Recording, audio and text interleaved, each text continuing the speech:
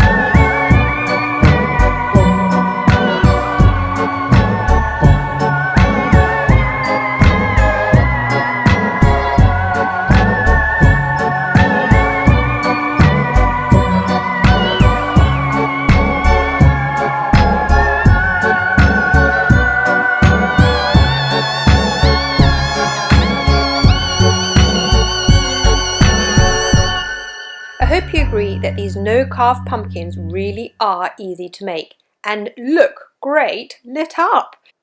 So why not give them a try and you might just find your new favourite Halloween tradition, decorating and eating your pumpkin.